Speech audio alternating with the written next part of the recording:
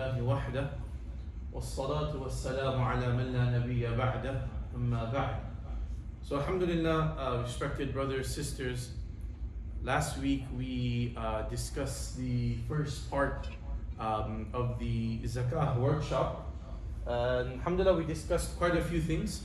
We went through the definition of Zakah, the linguistic definition, the Shar'i definition, the Zakah that has been mentioned in the Quran, some mentioned in the Ahadith, some of the significance of Zakah, some of the consequences and the warnings of neglecting and not paying Zakah, then who is required, what is the nisab, and the minimum amount of wealth that a person needs to have in order to be legislated and obligated to pay the Zakah, and then how to calculate that. Then we discussed the Zakat calendar, the Hawlan al-Hawl, the passing of the year, how to discuss that.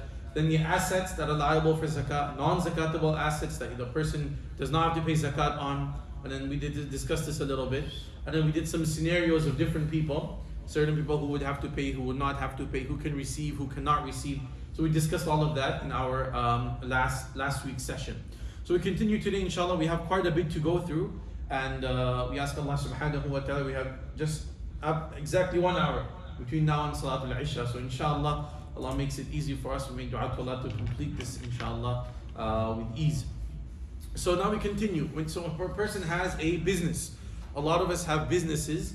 So how does the zakat work with that? So number one, we mentioned last week as well, the zakat is due on stock and inventory acquired with the purpose of being sold again. So anything that you buy with the intention of selling, even if you don't have an established business. For example, you buy 1 or 2 cars. You're not a dealer, you don't have anything to do with a dealership, but you bought 1 or 2 cars with the intention of reselling them. Zakah is necessary on those cars. Okay? So anything you buy with the intention of reselling, zakat becomes legislated and applicable to that item. Now, the calculation of zakah will be based on the goods retail price. Okay, so if you are a wholesaler, let's make it simple.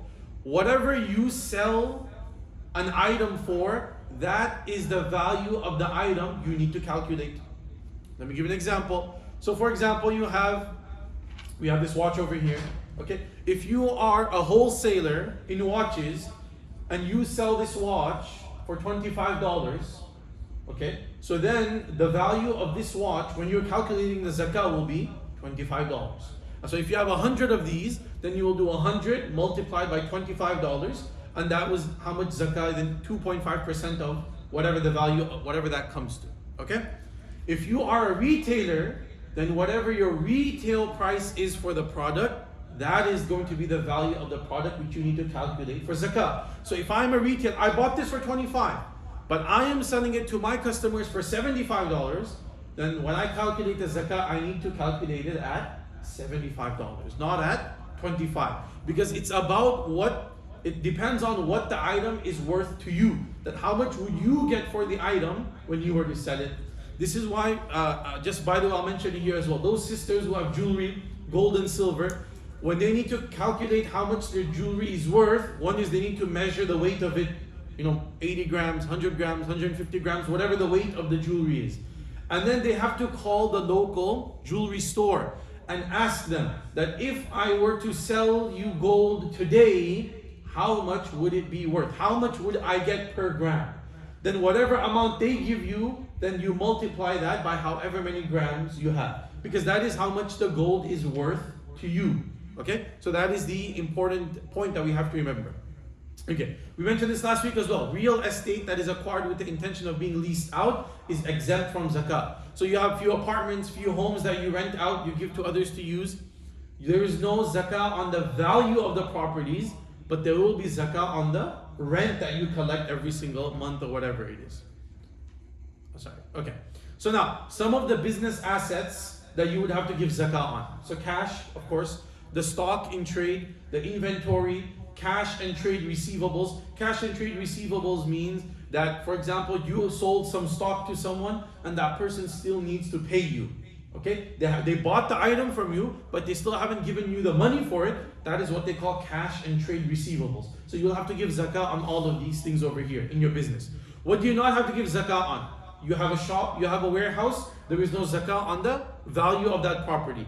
Machinery and equipment, anything like that, no zakah on that. Any furniture that you are using, not if you have a furniture store. If you have a furniture store, then of course there's zakah on the furniture. This is, you have like a sofa here, a chair here for your customers to sit on. That's not zakatable. Service receivables, trademarks, copyrights, patents, all of these things, these are not considered zakatable in a business.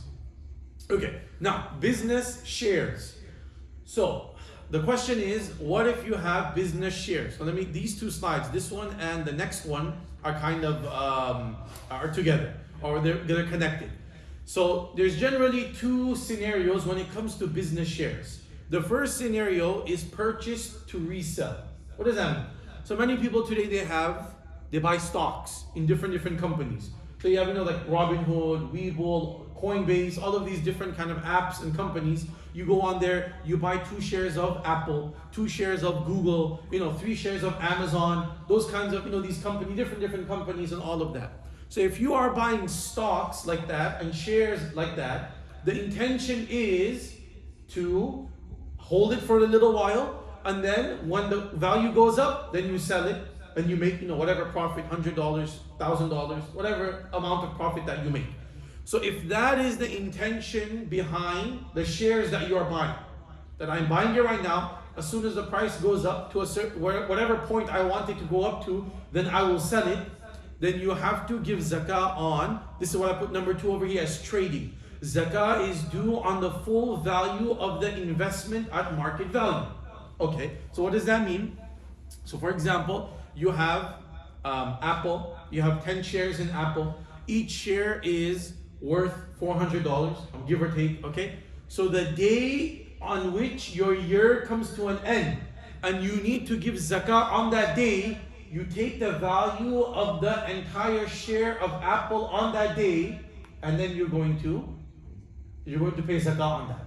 Okay? That is if you are you are trading, on a daily basis, or bi-daily, whatever the case is. Okay? Now, if you are buying for the investment purposes, what does that mean? Let me give you an example. Your brother, for example, or your sister, whoever they are, they want to open up a business. Let's say they want to open up a restaurant, a food restaurant.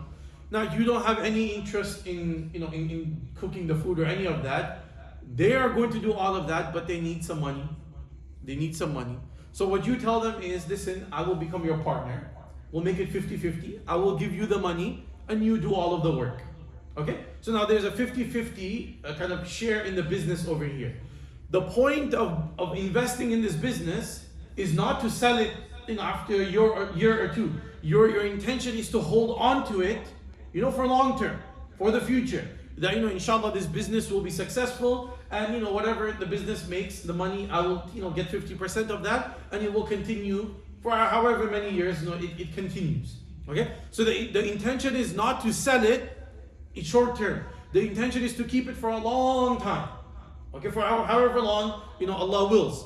So then in that case, you have to pay zakah on the dividends and the percentage of zakatable business assets. Dividend means any profit that you make from that business. Okay? So for example, if in the entire year, you open up the restaurant, and then at the end of the year, you got $15,000 in profit, so you will have to give zakah on $15,000. That is the dividends.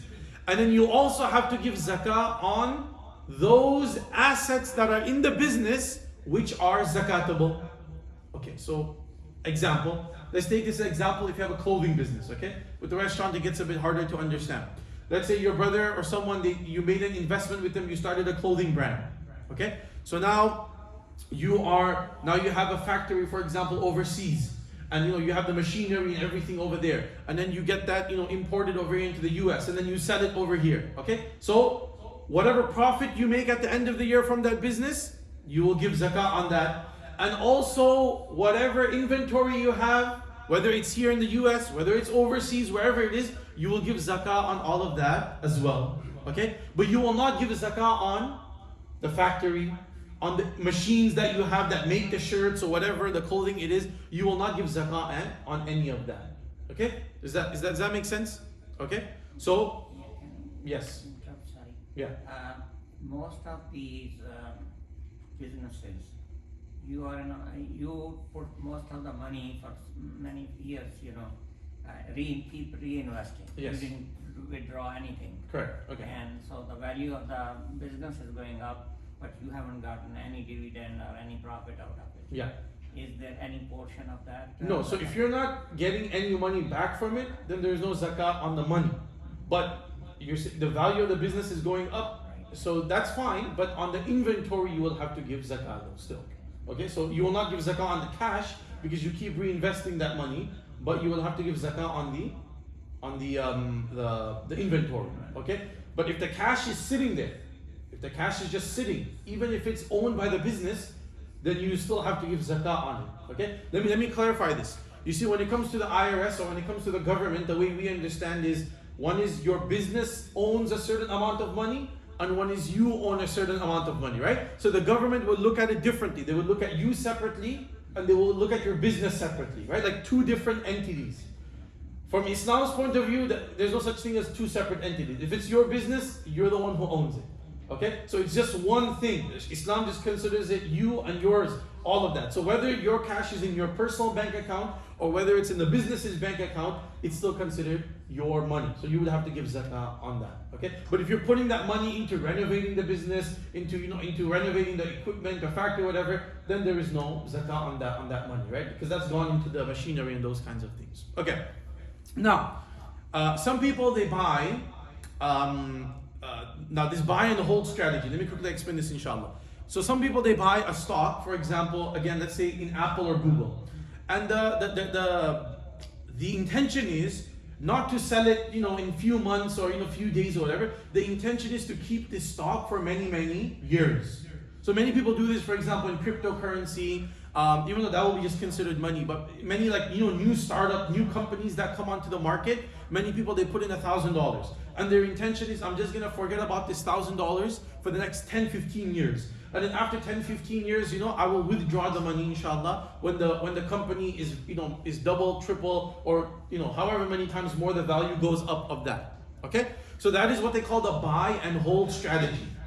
So in this case then, what you have to do is, if you want to be very technical, at the end of the year when your zakah year comes, you have to get this. Every business they have called a balance sheet. Companies have a balance sheet which they have to give to the shareholders.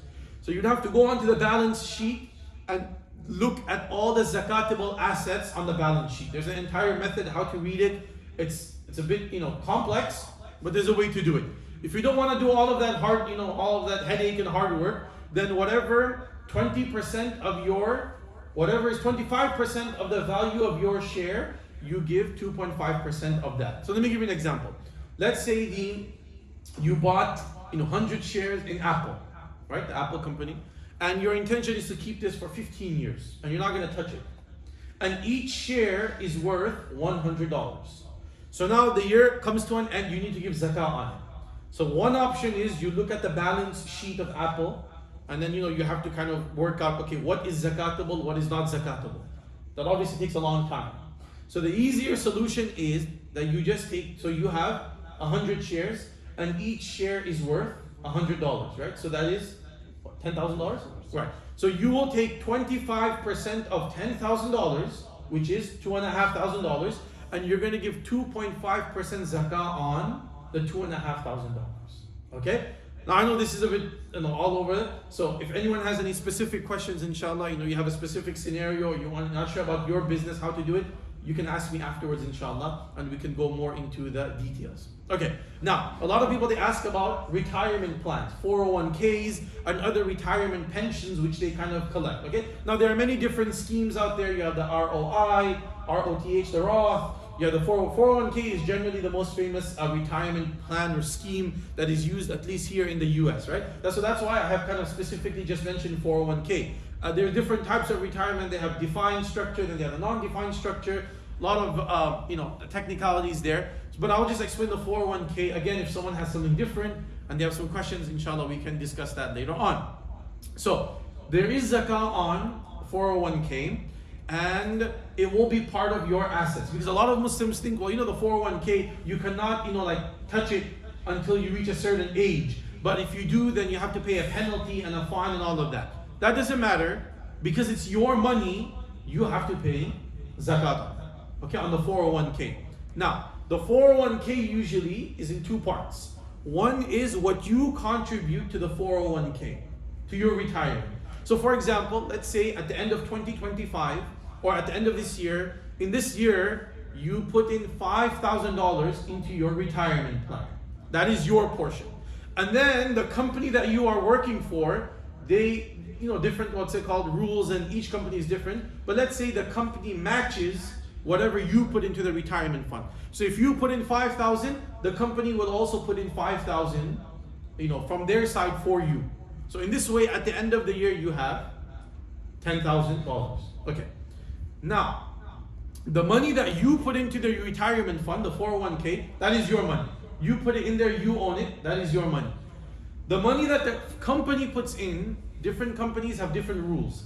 So some companies, what they do is, if they put in 5,000 for you into your retirement this year, they will only, they call it vesting. They call the word is vesting, right? They will allow you to have 2,500 from there is yours right now. And the other 2,500, they will say you will get it after like 3 or 4 years. This is how the companies do this to make sure the employees don't run away. Okay? Because if in 5 years the company is going to put in $20,000 into your retirement fund, they don't want you to run away. So how do they keep you there? They tell you that, okay, year one will put in 5,000, but 2.5 is yours. 2.5 will come to you 3 years later, or 4 years later, or 5 years later. They have all these different rules, okay? So zakah will be, so every year now when you have to calculate the zakah, you pay zakah on whatever you put into the 401k, all right? And whatever the company put in, but that portion which is vested, which the company says, this is yours now, okay? So the example I have over here is, let's take this example. So let's say there's a person by the name of Zaid. He puts $10,000 into his 401k this year. His employer, his company puts in $5,000. So the total of $15,000, okay? However, the $5,000 which his company put in, only 50% of that is considered Zaid's. The other 50% is still not vested. It's still not Zaid's ownership. Okay? So then at the end of the year, he is going to give zakah on $12,500. Because 2,500 which the company put in, that is not Zaid's money yet. So because it's not Zaid's money yet, he does not have to give zakah on it. He only has to give zakah on what is his, and that is $12,500. Okay? I hope that makes sense. Okay, now we move on to debt receivables. Debt receivables means when someone owes you money. When someone owes you money. Now, there are three types of this. In Arabic, they call it, in the books of Fiqh, they call it dayn qawi, dayn mutawassit, dayn da'if. Okay, different types of debts. The thing is, you have to give zakah on the debt. You borrowed someone $10,000. That $10,000 is with them. They have to pay you back, but you have to give zakah on it every single year. Okay? They don't have to give zakah on it. You have to give zakah on it. Because it's your money. Although they have the $10,000 and they'll pay you back. But it's still your money. Okay? So there's different types of debt, so we'll go into each one inshallah in detail. So first is what the scholars, they call it the strong debt. Strong debt means zakatable assets, whether it's cash, whether it's gold, silver, that are owed to an individual due to loans given or unpaid invoices. You borrowed your brother $10,000, so he needs to pay you back. You have to give zakah on that $10,000. Okay? Alright. Similarly, unpaid invoices. You run a business, you gave your customer $10,000 worth of merchandise, they need to pay you, they haven't paid you yet, but they owe you that money. That's $10,000, is considered debt now. You will have to pay zakah on that $10,000. Okay? Zakah becomes obligatory on the individual's owned wealth immediately, but payment is not required until the money is received. What does this mean? Okay, so you gave your brother $10,000 as a loan. And the year comes to an end. Now you need to calculate the zakah. That $10,000 which you gave your brother, you will have to include that into your zakat money. That, I have to pay 2.5% on this $10,000 as well. Okay? But let's say your brother is not going to pay you this year, he's going to pay you next year. Okay? So what you can do this year is you have two options here. One option is you calculate the zakat, $10,000, 2.5% of $10,000, and you give the zakah on it this year. Okay? When your zakah year comes to an end and you have to give zakah, you give zakah on it. The second option you have is that you calculate the zakah on the $10,000, which the debt, right? Which the brother has to pay you.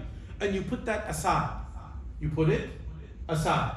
And then next year, when he pays you that $10,000 back, then you give that zakat which you set aside, then you give the zakat of it.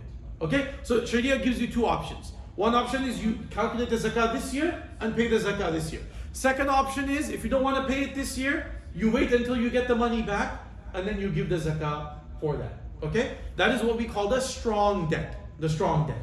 Strong debt means you have a strong feeling that this person will give you the money back. Okay, that is a strong debt. Okay, second type is called a weak debt. Weak debt, this refers to intangible receivables. For example, employees' unpaid wages.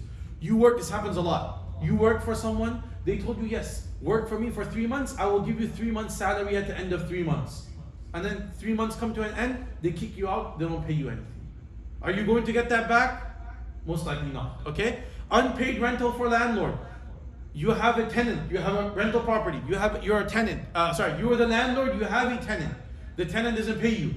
Then you have to go through the court and you have to evict them. You're not going to get that money back. Most likely it's lost. I mean, unless you go after them and it's a headache. You're most likely not, they didn't pay you for 3 months, you're not going to get that, most likely that money back. Outstanding mahar payment. A wife, for example, her husband told her, I will give you $100,000 in mahar. There are some crazy Muslims like that, okay, who give $100,000 in mahar sometimes. Wallahi, we have come across these cases. So sometimes we ask, say, brother, how are you going to pay $100,000 of mahar? And this is not someone who's, a billionaire or whatever, a regular person. He said, I will work my entire life and pay it. $100,000, okay? Well, let's say you want to give $100,000. Now, the wife, she has not received the mahar yet. Okay? So she still has, for example, $50,000 of mahar which she hasn't been paid yet by the husband. Okay? So this is, will she get it? Not sure. Hopefully she does, but most likely she will not get it. Okay? Outstanding bequest payment. This is if someone makes a wasiyah, okay, and you haven't gotten that money yet when they're about to pass away. So in this, all this is considered weak debt by Sharia because most likely you're not going to get this money back. So in this case then, zakat is only required for received wealth and not for the past years. Meaning, what this means is, whenever you get that money, let's say somehow you got it, that person, the person who owed you a wage for 3 months, he kicked you out. And then let's say 2 years later he comes and he says, you know what, I'm sorry, I feel bad. This is the wage I owe you for the 3 months when you worked for me last year for 3 months, this is your salary for those 3 months. And he pays you that. So then whatever he pays you, then you will give zakah on that money if it is zakat. Okay? But until you don't get the money, you don't need to pay zakah on it. Alright. Now the third category is, this is the worst, the bad debt. This is the worst. Two scenarios. Scenario number one is, debtor admits to owing the debt. Okay. You gave money to someone, to your friend, and you gave him $10,000. He says, yes, I do owe you $10,000. Okay?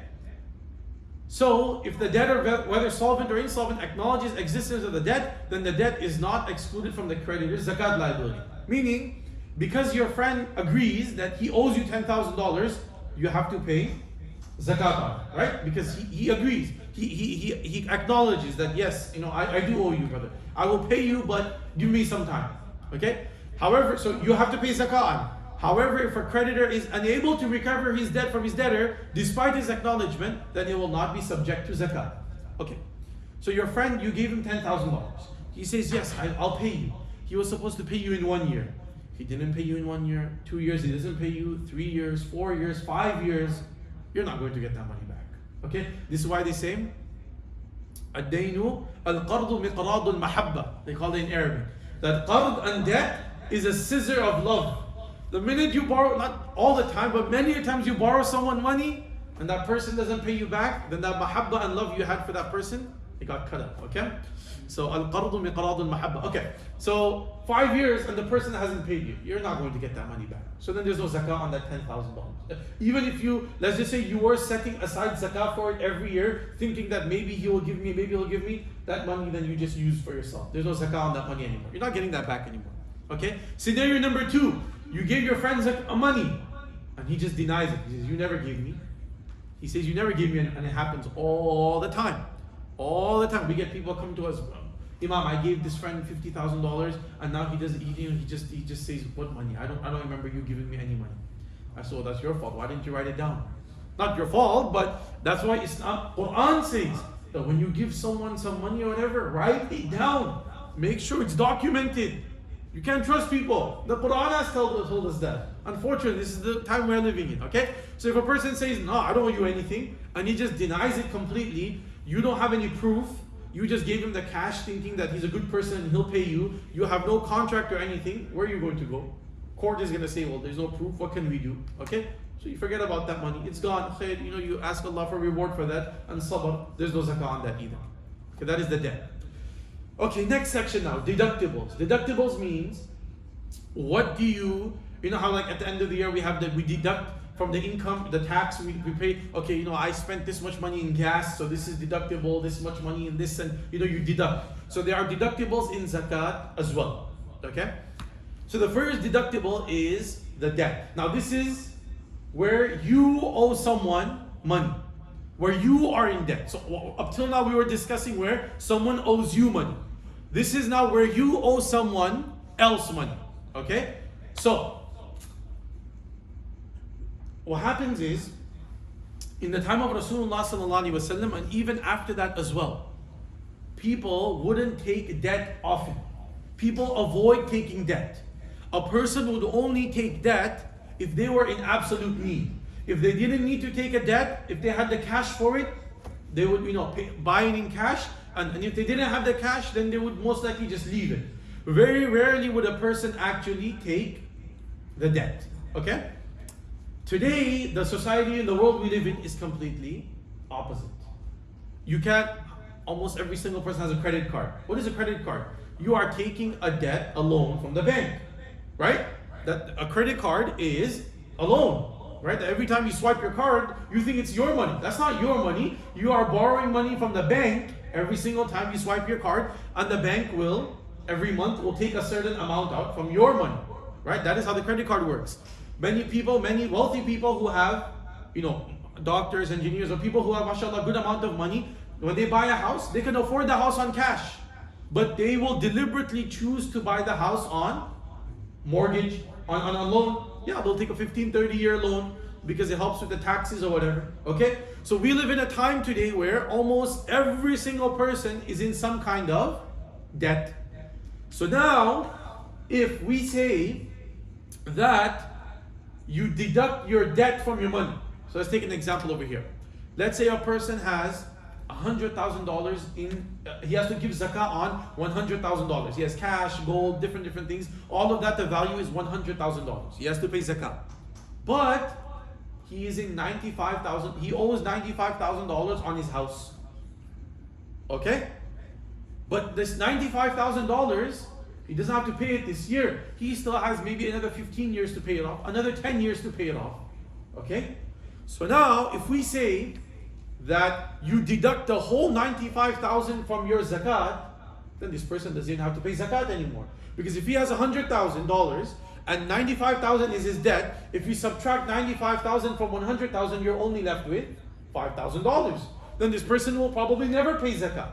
Okay? There will be so many wealthy Muslims who will probably never pay zakat because they have so much debt.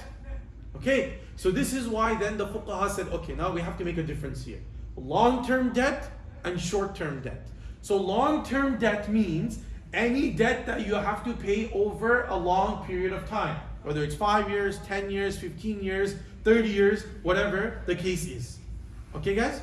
So then in that case, if that is your debt, then you will only deduct 1 month's payment from your zakat. So if you have $100,000 and your monthly mortgage for your house, for example, is $1,500, then you will only deduct $1,500 from the $100,000. Clear? Make sense? Okay. And this is the case with any long-term loan. Student loans, for example, right? And your car payment, 60 months, that's also long-term. And any of these things over here. So you will only deduct 1 month's payment from the zakat. Okay. Short-term debt is anything that you have to pay within 1 year. For example, your credit card bill. Another example would be, you buy something from, sometimes people buy things online from different companies. The item is only like $500. They make, 5 months of payments of $100, things like that. So if it's a short-term debt, you have to pay it off within a few months, then you can, whatever the amount of debt is, you just subtract that from your zakat. So if at the end of the year you have to pay zakat on $50,000, you have a credit card bill of $2,000, you take out $2,000 for that month, you take that out from 50,000. Your water bill, okay, your electrical bill, your car payment, all of that for one month, you take that out from the zakat. You can deduct that from the zakat, okay? Because this is all a short-term debt which you have to pay. Okay, now deductible liability. So what do you subtract from the zakat? So this is the stuff you take out. So unpaid essential living expenses such as utility bills that are yet to be settled. Like I explained to you, right? If you're giving zakah in the month of Ramadan, this year the month of Ramadan is going to be in March, right? It's like a perfect balance, right? So whatever electrical bill you have to pay for the month of March, water bill, those kinds of utilities that you have to pay for the month of March, you subtract that from the zakat. Okay? Goods purchased on credit. So whatever you buy on your credit card, whatever you owe this month, for example in the month of March, whatever payment you have to make to the bank, you subtract that as well.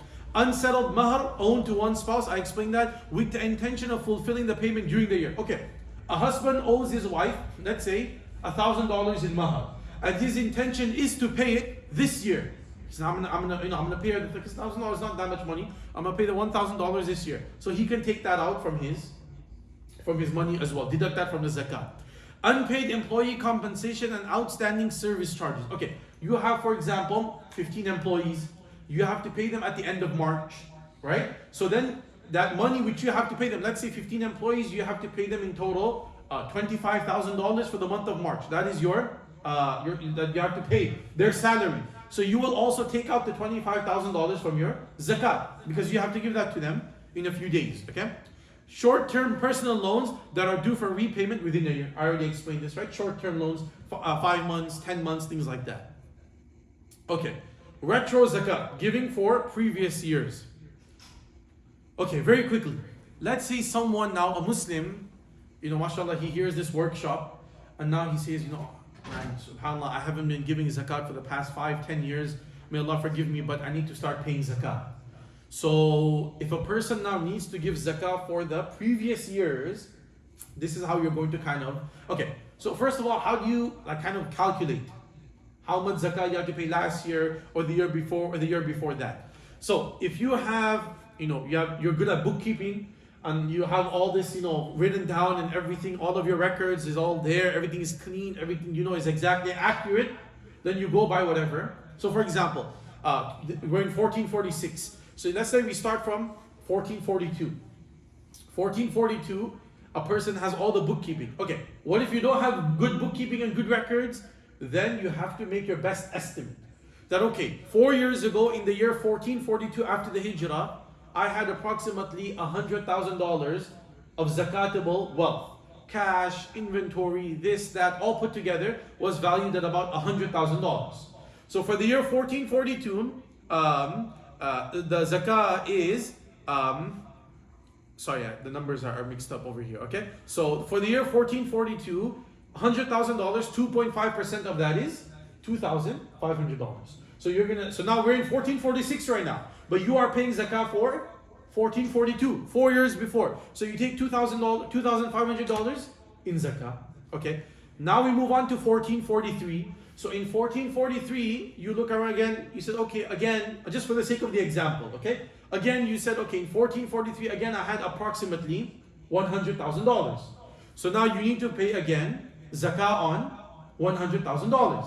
But you look at your books and you say, in 1443, I had $100,000. But why did you have $100,000 Because you didn't pay the zakat of 2,500 from the year before. If you had paid the zakat in 1442, then in 1443 you would not have 100,000, you would have $97,500. Does that make sense? Yeah. Right? But you had 100,000 because you didn't pay the zakat. So then for 1443, you're not going to pay zakat on 100,000, you're going to pay zakat on 97,500. So 2.5% of that is $2,437.50. Make sense? Okay? Then same thing. Now you go the next year, 1444. Again you check, oh, I had $100,000. But you had 100,000 because you didn't pay the last 2 years zakat. If you paid the zakat on the last 2 years, you would have had $95,000. So you will only pay 2.5% of 95,000.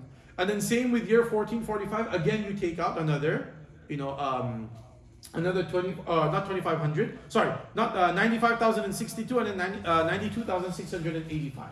Okay, so this is how you calculate the zakat of the previous years. Again, if someone is not sure, it doesn't make sense, then inshallah you can ask me afterwards. I will explain that more in detail. So this is how you give zakat for the previous years. Okay, next section now. Who can take zakah? Who can take zakah? So Allah subhanahu wa ta'ala, there's an ayah in the Quran. This is Surah At-Tawbah, Surah number 9, ayah number 60. إنما الصدقات للفقراء والمساكين والعاملين عليها والمؤلفة قلوبهم وفي الرقاب والغارمين وفي سبيل الله وابن السبيل and فريضة من الله والله عليم حكيم. Okay, this is the ayah which Islam has used. Allah mentions 8 people, 8 categories of people who can accept the zakah. Number 1 is the fuqara. Fuqara, I explained this last week. Brother Muhammad asked me the question, right? What's the difference between fuqara and masakin? So Allah says fuqara and then masakin.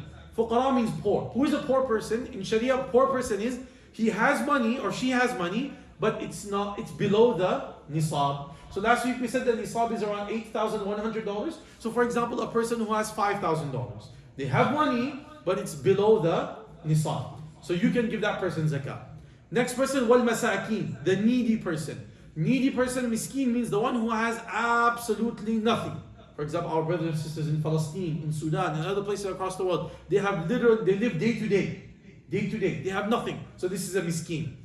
Third category, wal amilina alayha, which we will translate it as zakat collectors. Now this is very important, and I want all of you to listen carefully. And a lot of people get upset with us when we mention this, but we have to mention it. Okay, what is haqq is haqq, what is right, and what's wrong is wrong. وَالْعَامِلِينَ عَلَيْهَا. In the time of Rasulullah sallallahu alaihi wasallam, I think I explained this in one of the Jumu'ahs before. Rasulullah sallallahu alaihi wasallam started the system. He would choose a few Sahaba every year, and these Sahaba were sent to the different areas of the Islamic world to go and collect zakah. So they would knock on every person's door. Assalamu alaikum, brother, I'm the zakat collector from Rasulullah sallallahu alaihi wasallam. Umar radiallahu anhu, many Sahaba used to go. Sahaba used to have animals, right? Goat, sheep, this, that, all that. Okay, they would sit with them. Okay, this is all your wealth. This is how much zakat you need to give. Can you give that to me? I will take it. So the zakat collectors would go and collect the zakat door to door, and they would come and deposit it in the Muslim treasury, in the Baytul Mal, in the public treasury. And then from there, Rasulullah sallallahu alaihi wasallam and the Sahaba would then distribute it. And then this system carried on in the time of Khulafa and like that. And then it continued for many years. So the Khalifa, the Muslim leader, the official Islamic, the leader of the Muslims, the Khalifatul Muslimin, he would appoint every year different people who would go and collect the zakah. Now obviously this takes time, right? You have to go to every person. So now this person who has been told to go and collect the zakah, he is gone, for example, for 2-3 months. So for 2-3 months he is not working. Okay? So what is he going to do for 2-3 months? So then Allah said, okay, وَالْعَامِلِينَ عَلَيْهَا. What you work for 2-3 months, you will get paid whatever the fair wage for 2-3 months of work is. You will get that from the zakah. Okay, so they will bring all the zakah back to the Muslim, the Baytul Mal, the public treasury, and then from there, then those who are in charge of the public treasury, they would give them the wage of 3 months. Does that make sense? Okay. The key point here is who appoints them? The Khalifatul Muslimin. Today we don't have any Khalifatul Muslimin. Let's take for example over here in America, there is no Khalifatul Muslimin.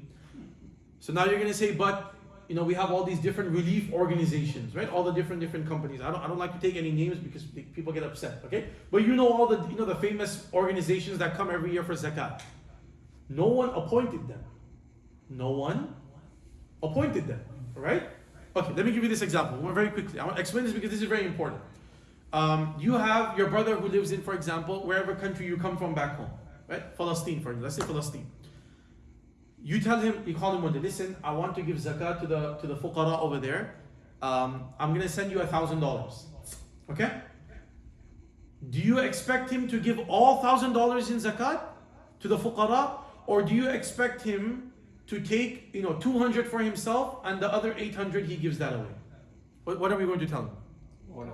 All 1,000. I'm not giving you money. I'm not giving you money so you can keep a little bit of it. I mean, let's say he's fine. Unless he's poor, you can give your brother, okay? But I'm saying, let's say he's fine. He doesn't need zakah.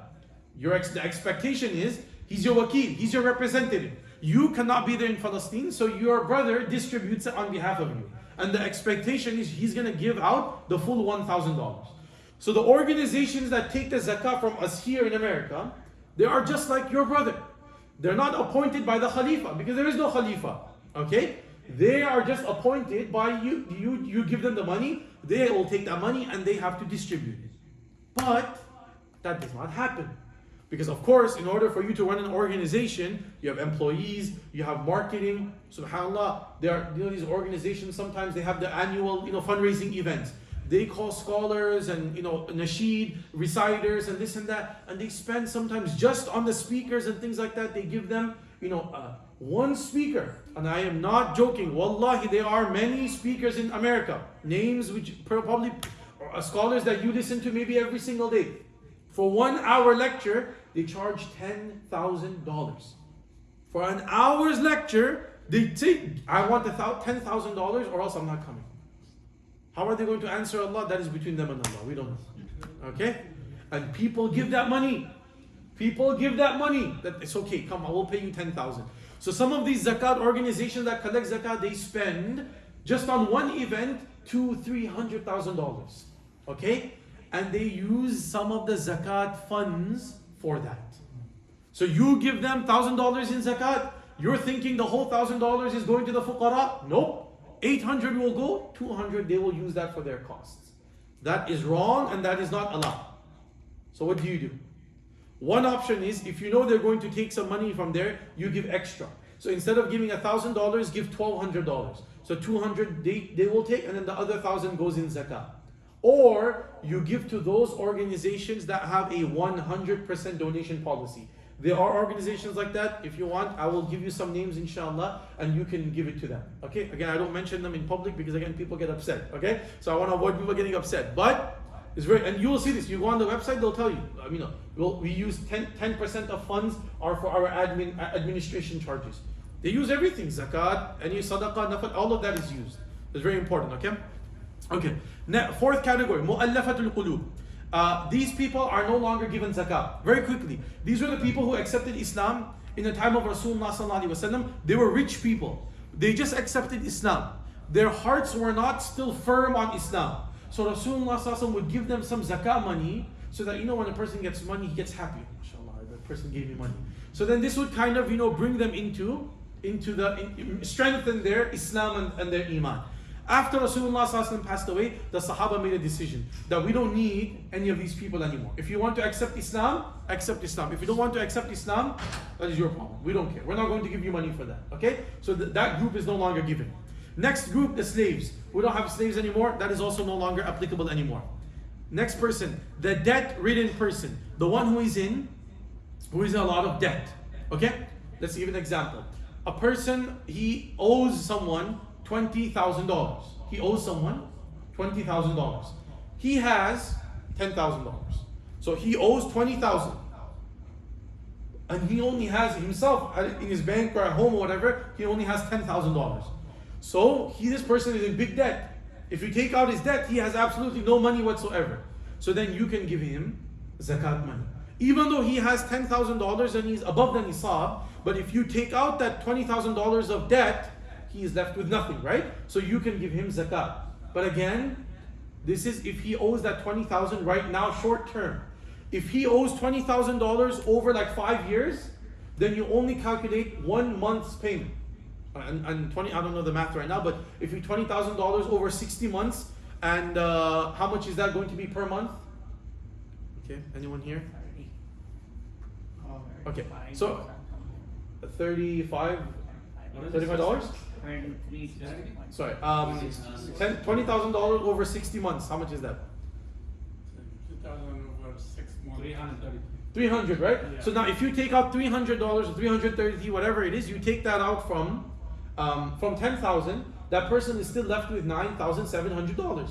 They're still above the nisab. So then they're not eligible for zakah. Okay? This is someone who is drowning in, and they have to pay right now, or else the bank will come and take their home, or it's very dire situation, and the huge amount of debt. Then you can help that person. Okay? Cause of Allah. These are those people who used to go for jihad, or those hujjaj who had no money whatsoever. So that is fi sabilillah. Those who are in the cause of Allah. And then the final category is the traveler. Traveler meaning nowadays we go anywhere in the world, you have ATMs, you have your credit card, it's fine, okay? But let's just say, for example, it can happen today as well. You're traveling and you lose your wallet. And you lose your phone as well. And you have no money whatsoever. Okay? Now at home you might have millions of dollars. But over here right now you're somewhere in a foreign country and you have nothing. So now someone can give you zakah, because you need some money to buy some stuff, to buy necessities, food and whatever, and so you can give this kind of a person zakah. Okay? Alright. Now, zakat limits. Next category, next section now. Who can you not? We have 15 minutes inshallah. Hopefully we will finish this. We have a couple pages left. Who can you not give zakat to? So, number one, your child, your grandchild, great-grandchild. So anyone who goes under you, anyone who comes under you, you cannot give them zakah. Number two, whoever is directly above you. So your parents, grandparents, great-grandparents, you cannot give them zakah. Number three, your wife or your husband, your spouse. Number four, the Banu Hashim, the descendants of Sayyidina Ali, Sayyidina Abbas, Sayyidina Ja'far, Sayyidina Aqil, and Sayyidina Harith ibn Abdul Muttalib radiyallahu anhu. You cannot give these people, this is the family of Rasulullah sallallahu alaihi wasallam, they cannot be given zakah. I explained this at the beginning of last week's session.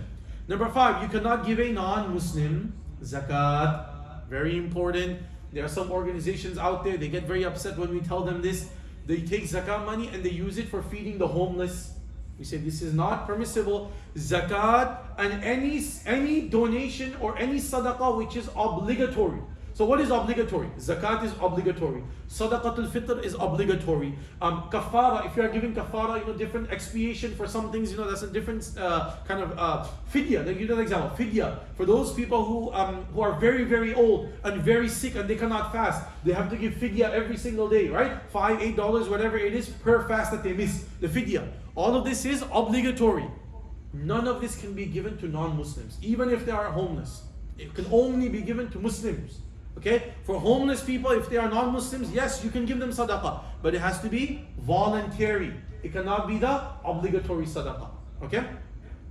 Number six, a wealthy person. Of course, wealthy person means anyone who has $8,000 or more. Number seven, general welfare projects, hospitals, madrasas. You cannot give them zakat. I'll explain that later on, but remember I kind of explained this a little bit last week as well.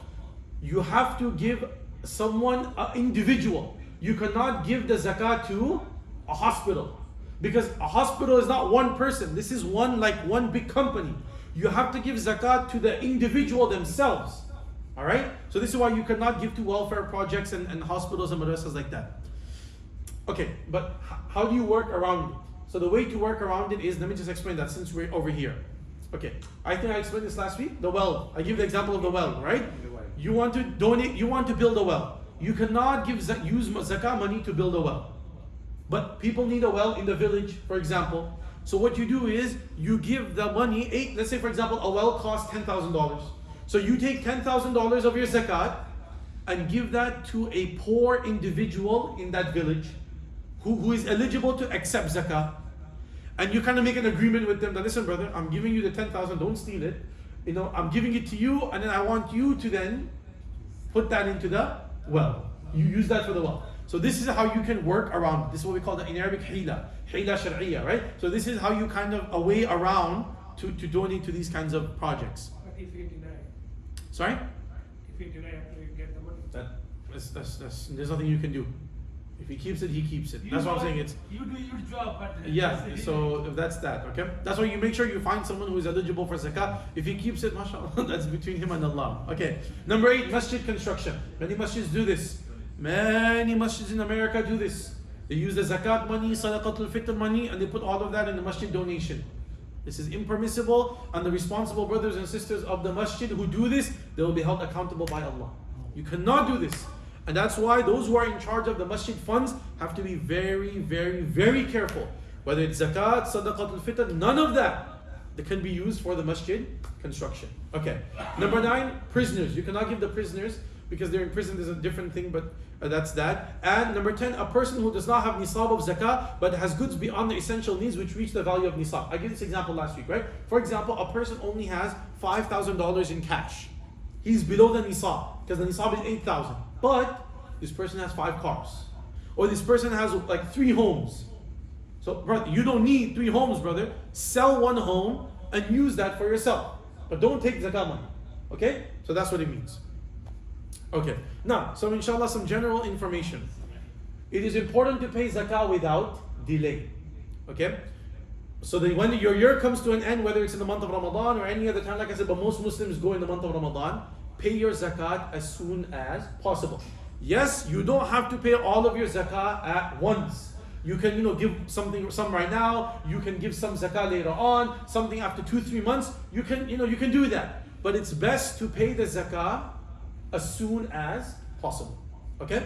Also, you can give your zakah to different places. All right. So some zakah over here, some zakah over there. That's what I usually do as well every single year. Whatever amount of zakah I need to give, I divide it into 5-6 portions. Some zakah to this country over here, some zakah to that country over there, some zakah to this over here. So in this way you divide it, inshallah, different people benefit. You'll get more du'as, inshallah, as well. Okay.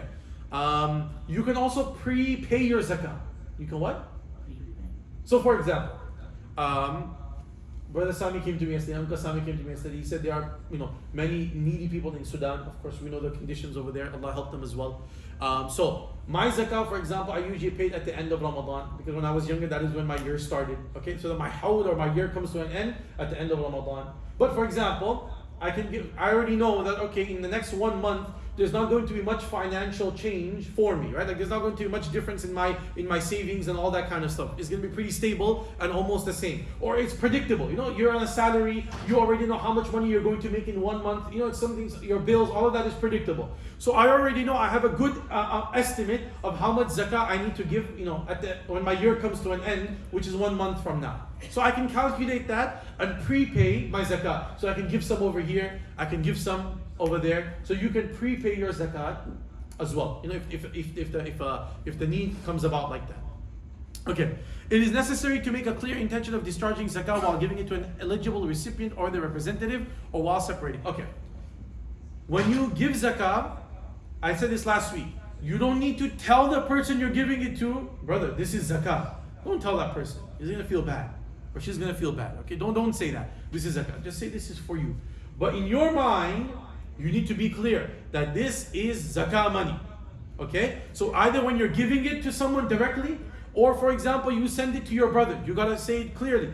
Listen, I am sending you $1,000 for zakah. Please distribute that amongst the fuqara. Okay? Or at least when you separate the money from for example, you're going to the bank, you're going to take out, you're going to withdraw the zakah money. So when you're withdrawing the money, you make an intention in your mind that this is the zakat money. So intention is very important. One may use their own wealth to pay the zakat. Okay. Now, for example, husband can pay the zakat for the wife. Your wife owes, the wife needs to pay zakat. Husband can pay for that. Wife can pay for the husband. Father can pay for children. Children can pay for father. They can pay on their behalf. But important is they have to take their permission. So the husband will tell the wife, listen, I love you and I will give you a zakah this year, inshallah. And you give me permission for that? If she says yes, then you can go and give the zakat on behalf of her. Okay? If you don't take permission from her and she doesn't know, there is no niyyah. Because there is no niyyah, zakat does not count. Okay? So this is very important. A lot of parents do this at the time of Eid for sadaqatul fitr. They pay for the children. If your child is baligh, you got to tell them. Okay, that if your child is, for example, 16, 17, 18, 19, and you're paying for him or her, you have to tell them that, listen, I am paying your sadaqatul fitr. Okay, so this is very important. Yes. The intention between sadaqah and zakah. We'll say that I make a zakah, as you said, for example, the end of Ramadan. Mm-hmm. But somebody need it, for example, right away now. But it's not zakah for me right now. No, it is zakah. You're pre-calculating your zakah. Okay, we'll say that's true. Mm. We'll say I just give the money, all of a sudden something happened, give the money. The time I want to give the zakah, I already give a lot of money for you. But the zakah, can I count it? But If you didn't make the intention, then no. You have to. in that case, there will be no intention. That we give it for the sake of Allah, right? Yeah, if you have no intention, you just want to give for the sake of Allah, that's fine. But if you did not make that intention, so for example, so you give it today, right? And you give, for example, $5,000, and your zakat, your year comes to an end in the month of Ramadan. But if today you didn't make the intention of zakat, then you at the end of Ramadan you can't say, oh, I already paid 5,000 that time. You didn't make that intention. So if you are prepaying your zakah, you can do that, and you can. This is considered your zakah if you make that intention. So at this time, when you're giving it, make that intention. It is very important. Okay. Allah also knows my intention. Yeah, but you didn't make today. You didn't make that intention, right? Now, so if you want, like I said, if you want to prepay your zakah, make the intention today. But don't come 1 month later, and now when Allah says, now you got to give $10,000, and I say, oh Allah, but I already paid 5,000. Well, that was not your intention then. At that time, your intention was just general sadaqah and charity. Okay, so this is very, very important. Okay, all right. Okay, now next point: tamleek and assigning ownership. I know we've kind of discussed this a little bit. Let's just go through it here. To ensure the validity of zakah, the recipient must have complete ownership and unrestricted control over the wealth received. Meaning, the person you are giving zakah to, they have to get complete ownership of that money. And they have to have unrestricted access to that money. Okay? So you cannot tell them, if you're kind to me, then I will give you $5,000 or something like that. You have to give them the zakat. You have to give it in their hand. This is for you. That is complete giving over and assigning the ownership. Okay, now there are some requirements for tamleek. The transfer must be the zakat payer or authorized representative. Meaning, either you give directly to the poor person or someone on your behalf. Someone like, for example, I say, Brother Umar, please give this zakat to your family or someone who needs it in Palestine. So, either one person. Number two, the recipient must be an eligible living person or their authorized representative.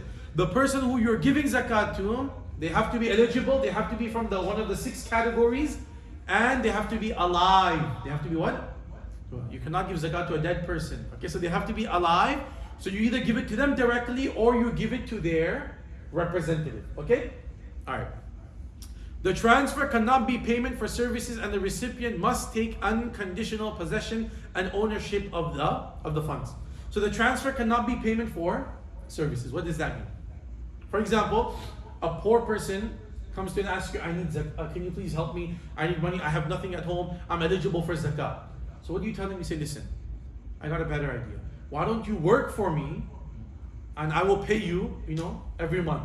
And in your mind, you're thinking that the salary of every month, I'm just going to give my zakat, that's I'm going to use a salary. That is not permissible. Okay? You have to give him, that person, whoever they are, a separate wage.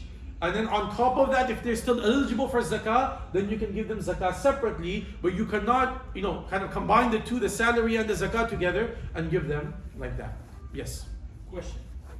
If somebody passed away in the janazah, Yeah. they say that, hey, there's some family member comes up to whoever responsible for that, if someone owes, contacted a person. Yeah. Can that person, he don't have any money, but he went up there. Can he collect the zakat money and pay his debt? No. No. No, you cannot. That person who, and let me just clarify that since you asked that question, right? If a person passes away, he owed $50,000 in debt. He didn't leave anything behind. The family members are not responsible.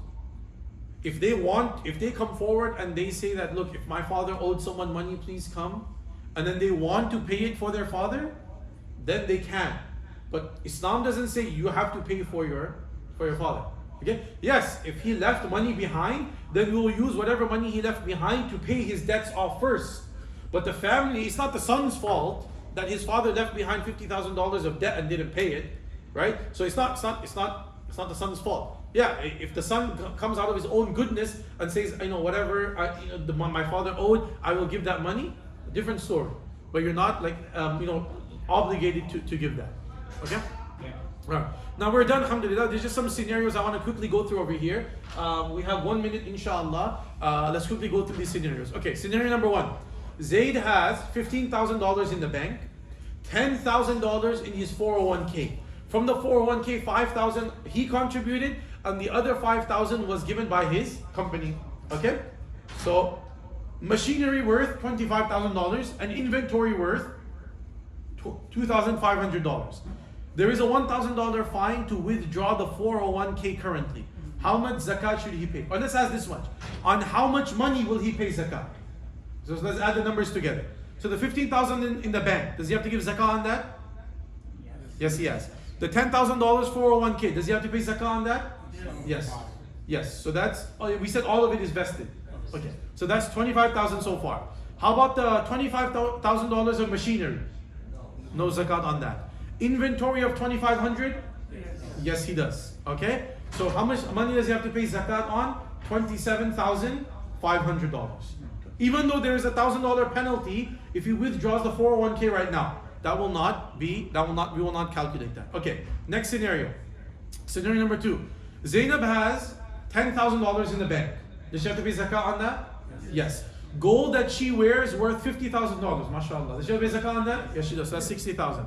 Silver that she does not wear worth 1,000. Zakah on that? Yes. So that is 61,000. And diamonds worth $30,000. Zakah on that? No zakat on diamonds. So she will have to give zakah on $61,000. This is before her deductions. Okay. And finally, scenario number 3. Fatima has $600 in the bank. Zakah on that? For now, we'll say yes. Okay. We'll see how much it amounts to. A house worth $300,000. Zakah on the house? No zakah on the house. One resale property worth $100,000. Zakah on that? Yes. Because she has the house with the intention of reselling. So she has to give that on that. So how far now so much? 100,000 of the house and 600 in the bank. So far $100,000 and $600. Okay. And one property for rent worth $200,000. Zakah on that? No zakah on the property. Zakah on the rent that she collects, but not on the property itself. So as of now, she will have to pay zakah on $100,000 and $600. Okay, 2.5% of that, but then of course the deductions and things like that, inshallah. So alhamdulillah, this brings us to the end of our zakat workshop. We ask Allah subhanahu wa ta'ala that Allah subhanahu wa ta'ala accept